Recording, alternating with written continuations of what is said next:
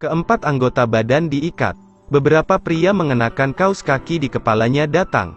Mereka mengabaikan permohonan gadis itu dan menutupi mulutnya dengan handuk. Mereka menganggap ini sebagai permainan. Pria di belakang sudah tidak sabar ingin memulai. Tawa kejam bergema dengan tangisan ketidakberdayaan. Mimpi buruk dimulai. Tanda merah di pergelangan tangannya adalah luka paling ringan. Melihat dirinya di layar, dia menangis dalam diam. Dia tidak berani mengingat mimpi buruk itu. Saat ibu pulang kerja, dia melihat rumah yang sepi. Putrinya berbaring dengan tenang di tempat tidur. Tapi ibunya tidak melihatnya, bahwa putrinya sedang menangis.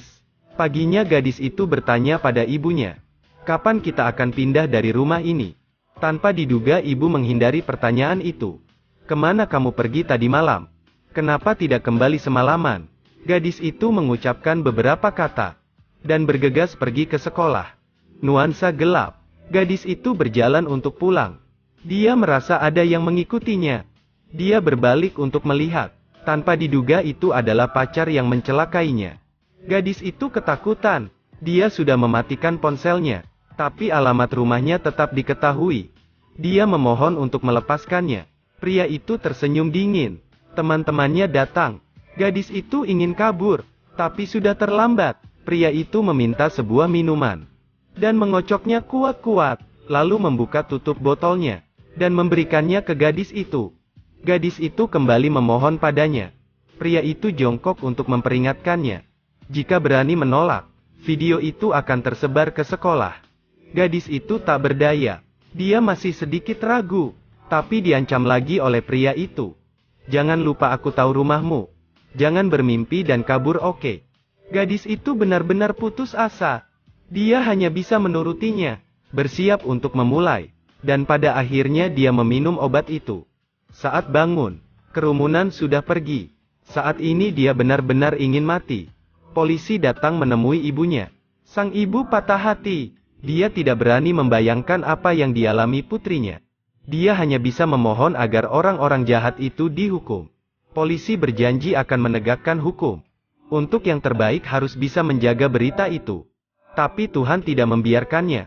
Seorang wartawan mengetahui berita itu dan mengunggah beritanya untuk mendapatkan uang dalam jumlah besar. Gadis itu baru saja keluar dari kantor polisi dan dikepung banyak orang. Gadis itu ketakutan.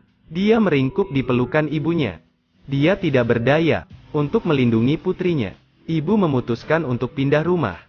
Sesampainya di kota baru, gadis itu berganti nama, dan secara bertahap melupakan rasa sakitnya. Juga memulai hidup baru. Dia menjadi seorang guru. Tapi karena wajah cantiknya, dia menjadi sasaran iblis lagi. Saat mencuci muka, dia menerima pesan dari orang asing. Tanpa diduga itu adalah fotonya. Dia membalasnya. Lawan tidak mengungkapkan informasi apapun. Gadis itu mulai ragu. Apakah ini penipuan? Tapi jejak di pergelangan tangannya membuktikannya. Saat itu lawan mengirim sebuah video dan mengancamnya untuk patuh. Menghadapi hal itu, mimpi buruk muncul kembali. Air matanya jatuh.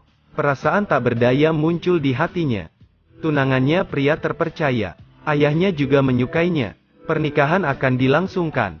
Orang asing itu mengirim pesan. Menyuruh untuk mengirim foto selfie. Wajahnya langsung berubah. Dia takut tunangannya akan curiga. Dia bergegas menjelaskannya. Orang asing mengirim pesan ke ayah mertuanya. Ayah mertua menghapus pesannya dan mengeluh tentang penipuan. Foto seorang guru pasti gimik iklan. Gadis itu menundukkan kepalanya. Dia tahu bahwa dia telah terjerumus ke dalam mimpi buruk. Dia hanya bisa pasrah. Dia duduk di toilet. Fotonya sudah terkirim. Menunggu lama, tapi tidak ada balasan. Sepertinya lawan sudah menyerah. Tapi malam itu ada perintah baru. Dia tidak berani menolak. Dia pergi ke alamatnya. Terlihat botol seperti dulu. Kenangan menyakitkan membanjiri pikirannya. Perasaannya terpotong hingga hampir membuatnya tercekik. Ketakutan berubah menjadi kemarahan. Dia melemparkan botol itu ke dinding. Dia tidak ingin menderita lagi. Gadis itu pergi meminta bantuan polisi. Dia adalah polisi yang dulu. Meski sekarang bukan lagi polisi, tapi dia tetap setuju untuk membantunya. Saat gadis itu sedang mengajar, Tiba-tiba ponsel-ponsel berdering.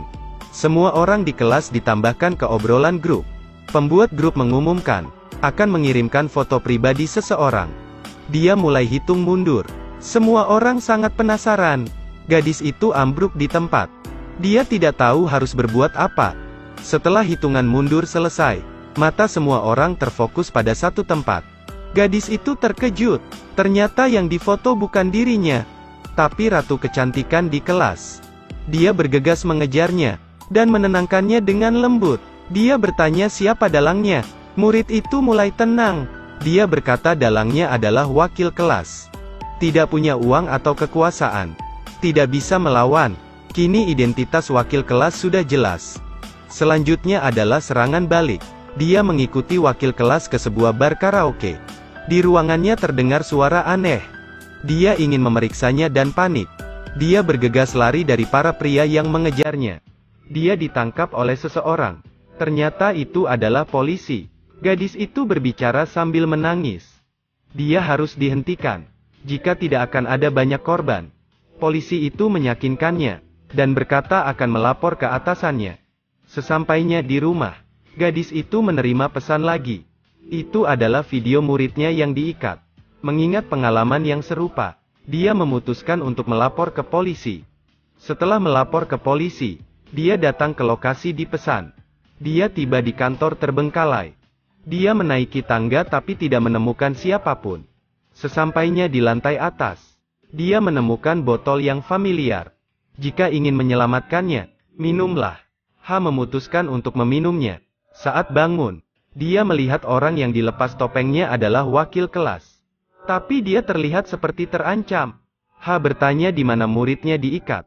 Tapi muridnya berjalan keluar. Wajahnya dipenuhi ketidakpedulian.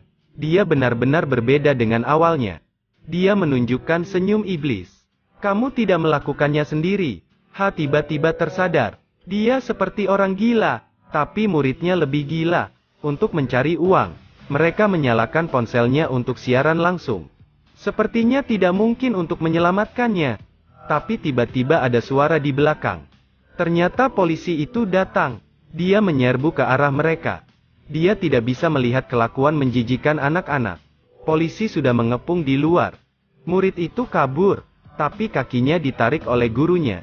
Dan dia jatuh ke lantai. Naik ke atas badannya. Tapi setelah memeriksa ponselnya, diketahui bahwa dalangnya adalah orang lain. Berdasarkan lokasinya, mereka menemukan sebuah rumah. Memasuki ruangan. Dia hanya melihat seorang anak laki-laki. Matanya dipenuhi ketidakberdayaan dan ketakutan. Tersenyum dan meyakinkannya. Polisi melihat sekeliling, lalu menelepon orang asing itu. Suara terdengar di ponsel anak itu. Anak itu menangis tanpa suara. Video diputar kembali. Video itu adalah perbuatan dari anak kecil di depannya. Air mata mengalir di pipinya. Dia ketakutan tapi tidak ada penyesalan. Karena semuanya hanyalah lelucon kejahatan yang disebabkan oleh rasa ingin tahu. Menurut aturan Korea, anak di bawah umur tidak bertanggung jawab atas hukum pidana. Dia hanya menerima beberapa kritikan. Masalah terselesaikan oleh hasil yang konyol. Terima kasih sudah menonton. Ikuti terus Edelweiss Review untuk mendapatkan review film terbaru.